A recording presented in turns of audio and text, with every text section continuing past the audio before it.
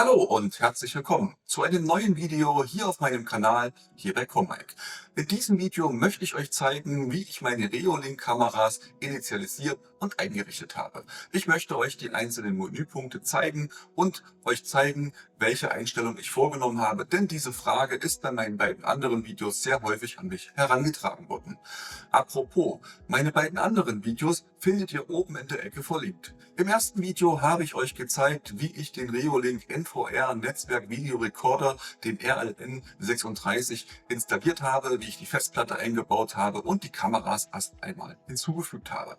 Im zweiten Video habt ihr dann gesehen, wie ich meine alten Kameras an der Hausfassade ausgetauscht habe, wie ich die Reolink-Kameras eingebaut habe, wie das Ganze vernetzt worden ist, und jetzt im dritten Teil geht es um die eigentliche Einrichtung der Kamera. Wenn ihr mehr wissen wollt, schaut doch einfach mal unter das Video in die Beschreibung. Dort findet ihr neben den Produktlinks auch die Links zu den Herstellern und zu den Anleitungen. Und wenn ihr mögt, jetzt schon mal den Daumen nach oben, das Abo nicht vergessen, denn davon lebt mein Kanal. Und an der Stelle genug geredet, los geht's mit der Einrichtung am Client, den ihr übrigens kostenfrei herunterladen könnt. Wenn ihr wissen wollt, wo, schaut einfach in die Beschreibung. Ich habe den NVR wieder im Keller angeschlossen und bin zurück hier am Client an meinem Rechner. In der Übersicht sehe ich die neue Kamera unten als Einzelkamera, welche die Aufzeichnung der SD-Karte nutzt, und oben ein weiteres Mal unter dem NVR mit den Aufzeichnungen auf der Festplatte. Die Einstellungen, die ich jetzt vornehme, wirken sich auf beide Bilder aus, sowohl die Bilder des NVR als auch die, welche direkt von der Kamera kommen. Der Unterschied besteht lediglich darin, dass bei der Wiedergabe der Bilder einmal auf die SD-Karte zugegriffen wird und beim NVR auf die Festplatte, welche im Gerät verbaut ist. Über das Zahnrad kann ich die Einstellungen für die Kamera vornehmen. Ich werde an der Seite die einzelnen Punkte mit euch kurz und knackig durchgehen. Grundsätzlich sind das aber Einstellungen, die Stück für Stück immer verfeinert werden müssen, denn auf Anhieb, glaube ich, bekommt man das nie wirklich perfekt hin. Unter Display kann ich das Display drehen, also auf den Kopf stellen, oder ich kann die linke mit der rechten Seite vertauschen und das Ganze spiegeln. Der Name der Kamera steht bereits unten rechts und das Datum aktuell oben mittig hätte ich gern oben rechts. Das Wasserzeichen von Reolink benötige ich nicht, das deaktiviere ich, und Anti-Flackern für Europa 50 Hertz, das ist die Frequenz unseres Stromnetzes. Diese Einstellung sollte vorgenommen werden, wenn Bilder bzw. Lichter, Lampen auf der Kamera zu sehen sind. Diese können flackern bzw. sieht man dann dieses Flimmern. In den USA zum Beispiel läuft das Ganze ja mit einer anderen Frequenz. Dort müssten 60 Hertz ausgewählt werden. Die Tag- und Nachtumschaltung läuft automatisch. Ab einer gewissen Stufe schaltet das System automatisch die Infrarot-LEDs hinzu und schaltet um in die Schwarz-Weiß-Ansicht. Die Details hierzu können in einem anderen Menü noch verfeinert werden. Die Privatmaske stellt den Bereich sicher bzw. blendet diesen aus, der nicht gefilmt und nicht angesehen werden darf. In Deutschland ist es so, dass ich nur mein eigenes Grundstück filmen darf. Aktuell habe ich Teile der Nachbarn mit auf meinem Bild drauf.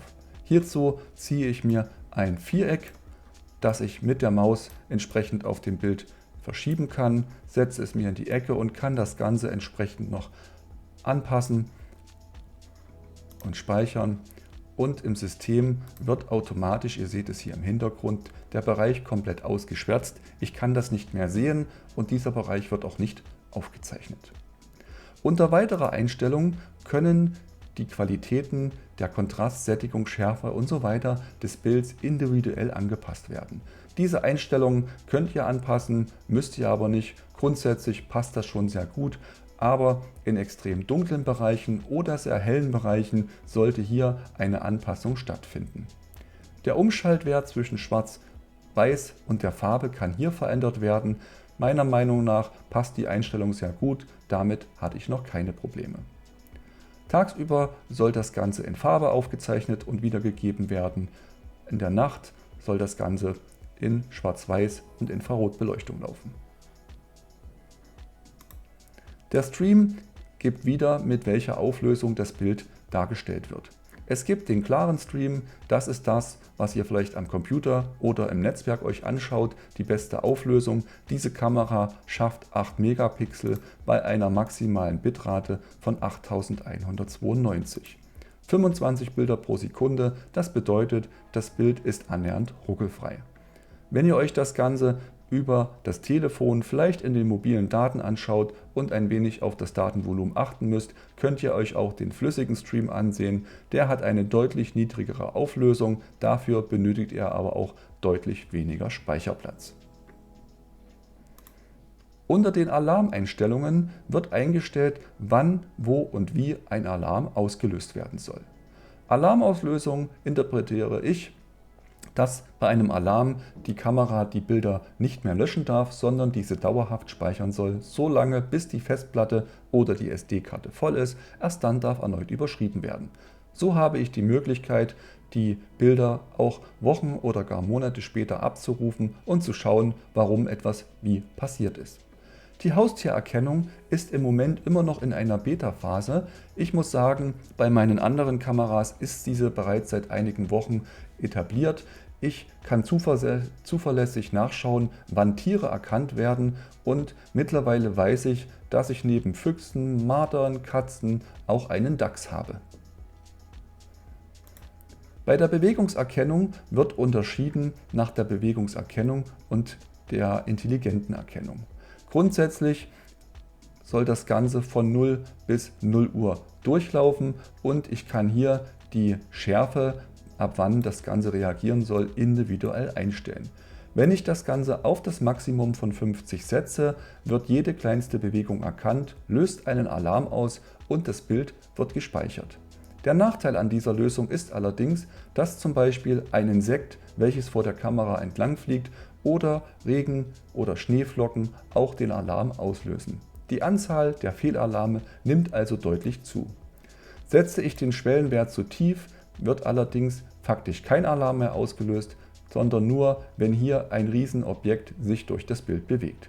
Die Einstellung von 40 ist relativ gut für Bereiche, die nicht sehr belebt sind. Habt ihr einen Bereich im Kamerabild, wo sehr viele Tiere, viele Bäume und viele Bewegungen stattfinden, sollte der Wert individuell angepasst werden. Hier heißt es ausprobieren. Die intelligente Erkennung geht noch einen Schritt weiter und erfragt die Sensibilität für die Erkennung von Menschen, Fahrzeugen und Tieren. Der Bereich, den ich hier aufzeichne, befindet sich dort, wo im Regelfall keine andere Person hin darf. Deswegen möchte ich gern, sobald ein Mensch erkannt wird, unbedingt einen Alarm auslösen. Ein Auto ist vom Prinzip her nicht wichtig, lediglich die beiden Fahrzeuge, die ich selber nutze, sind hier zu sehen. Andere Fahrzeuge dürften nicht hier langfahren. Ich setze es trotzdem auf Maximum, falls doch mal einer auf die Idee kommt, durch meinen Garten zu fahren. Die Erkennung von Haustieren bzw. Tieren generell setze ich ebenfalls auf 100, denn die Tiere, die hier durchspazieren, möchte ich auf jeden Fall sehen. Das ist wirklich spannend, wenn man sieht, wer hier alles des Nachts durch das Grundstück spaziert. Die Alarmverzögerung setzt ein, wenn ein Objekt erkannt wird und nicht sofort aufgezeichnet werden soll. Wozu diese Funktion tatsächlich da ist, kann ich nicht wirklich einschätzen. Ich lasse grundsätzlich sofort die Aufzeichnung beginnen, sobald eine Bewegung erkannt wird. Über Dimension des Objektes kann ich zusätzlich noch Größenvergleiche anfertigen. Jetzt ist das Bild ein wenig eingeschlafen, jetzt passt es wieder. Und könnte zum Beispiel sagen, eine Person muss mindestens so groß sein. Sollte sie kleiner sein als dieses Viereck, dann ist es keine Person. Das macht Sinn, wenn die Kamera unterschiedliche Winkel bzw. Entfernungen aufzeichnet und nur ein eigener Bereich im Vordergrund zum Beispiel wirklich registriert werden soll. Die Bewegungszone ist der letzte Punkt. In der Bewegungszone lege ich fest, wo überall eine Bewegung stattfinden darf, welche einen Alarm auslöst, aber es gibt auch Bereiche, wo durchaus Bewegung sein darf, die aber keinen Alarm auslösen.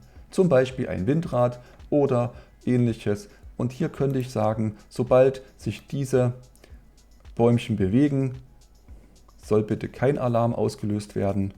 Dazu kann ich den Bereich entsprechend ausblenden, ausmalen und es würde kein Alarm ausgelöst werden. Bei den Bäumen ist es gar nicht so relevant, denn die Reolink-Kameras arbeiten mittlerweile sehr zuverlässig. Bewegende Bäume lösen bei mir nur noch selten einen Alarm aus. Aber ihr seht, hier ist meine andere Terrasse und ich möchte nicht unbedingt jedes Mal, wenn jemand auf der Terrasse ist, einen Alarm ausgelöst haben. Also könnte ich zum Beispiel sagen, ich grenze Bereiche aus. Der Bereich Audio und Licht ist relativ schnell erklärt. Grundsätzlich hat diese Kamera ja ein Mikrofon und die Tonaufnahmen möchte ich natürlich hören und möchte sie auch aufzeichnen. Und der Umschaltmodus am Abend bzw. am Morgen in die Schwarz-Weiß-Ansicht mit Infrarotbeleuchtung soll bitte automatisch passieren. Der nächste Punkt ist die Überwachung. Unter Aufnahme stelle ich alle relevanten Daten ein, die für die Aufzeichnung von Bedeutung sind.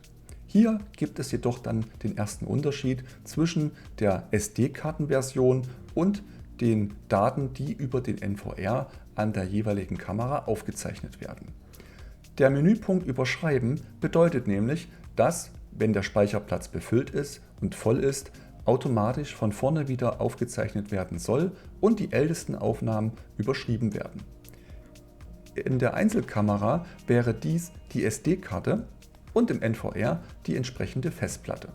Bei beiden Varianten soll das Ganze, sobald die Festplatte voll ist, von vorne wieder überschrieben werden. Je nach Größe der Festplatte oder der Speicherkarte kann so eine Woche, 2 Monate oder ein halbes Jahr aufgezeichnet werden.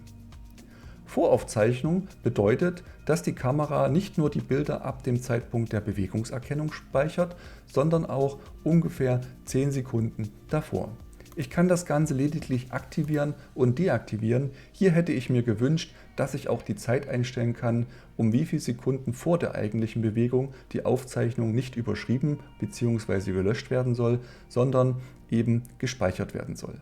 Diese Aufzeichnung ist wirklich sehr spannend und für mich durchaus relevant, wenn ich nämlich eine Aufzeichnung sehe, zum Beispiel den Dachs, der mal wieder aus dem Nachbargarten zu mir herüberkommt, habe ich meistens die ersten 1-2 Meter des Dachses nicht auf dem Bild.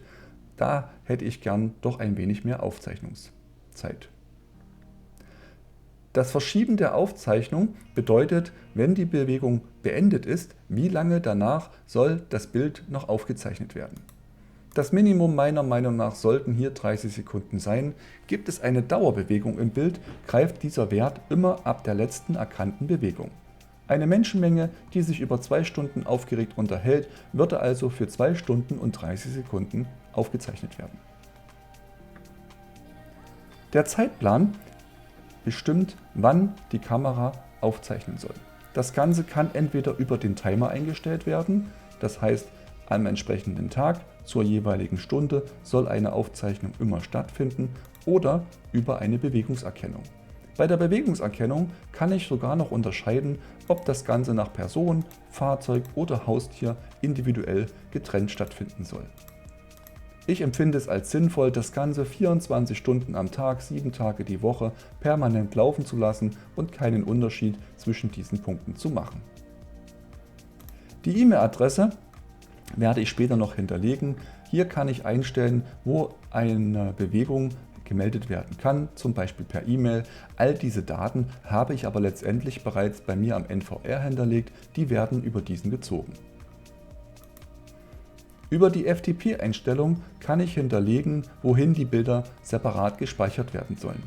Habe ich keinen NVR und keine Karte, kann ich hier zum Beispiel eine externe Festplatte hinterlegen, einen PC, einen Cloud-Dienst oder was auch immer. Diese Daten könnte ich hier hinterlegen und dann würden die Bilder entsprechend dorthin geschoben werden.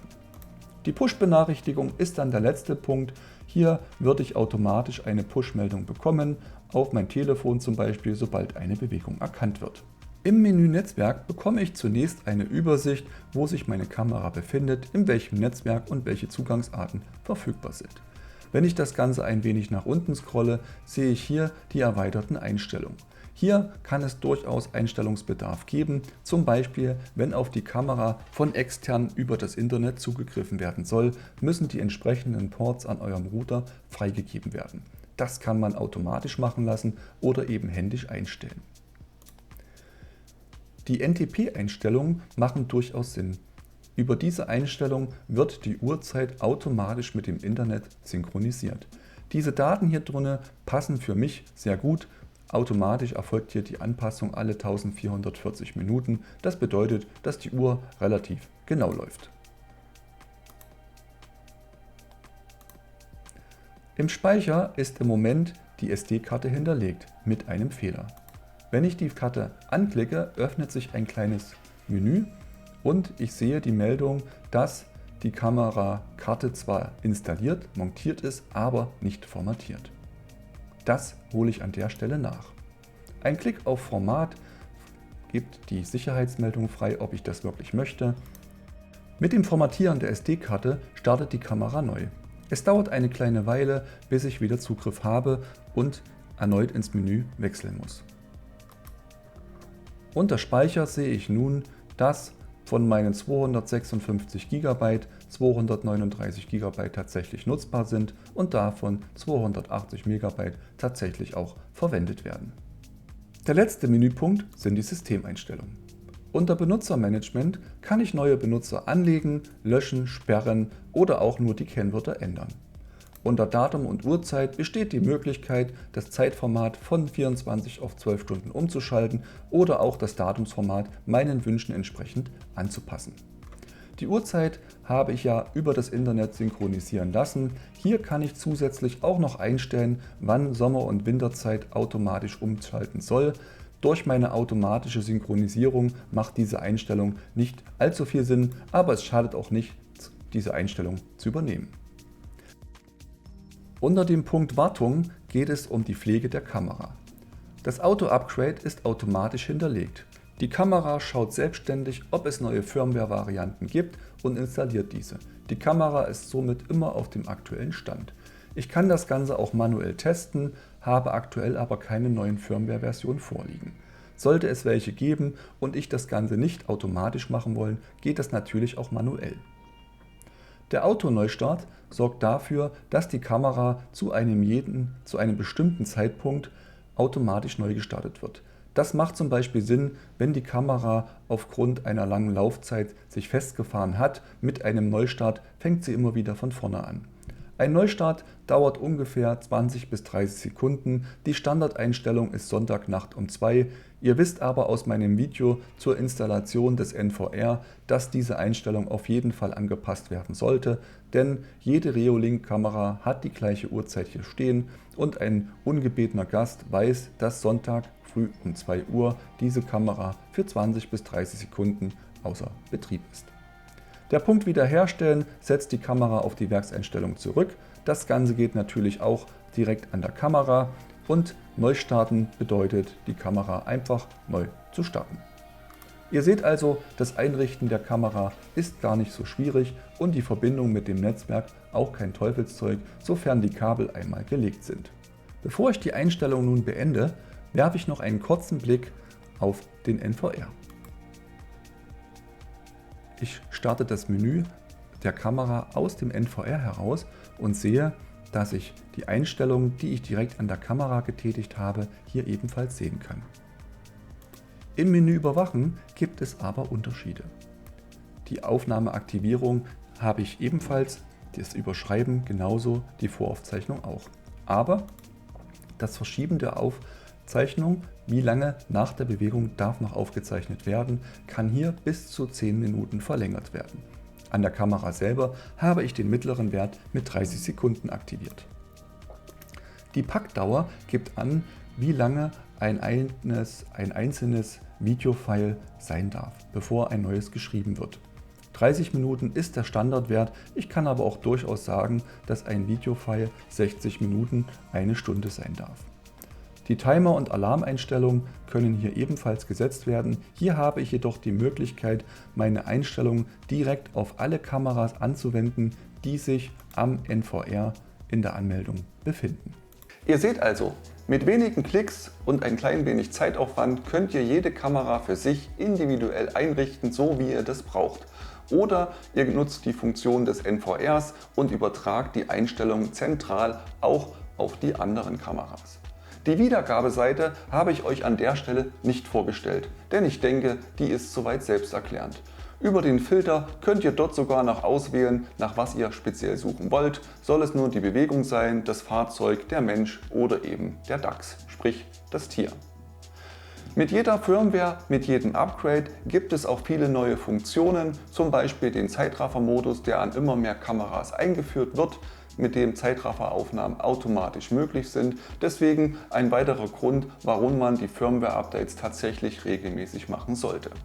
Ein Tipp von mir an dieser Stelle noch mit dazu: der Automatikmodus in den Kameras bei der Suche nach neuen Upgrades, der funktioniert nicht wirklich immer.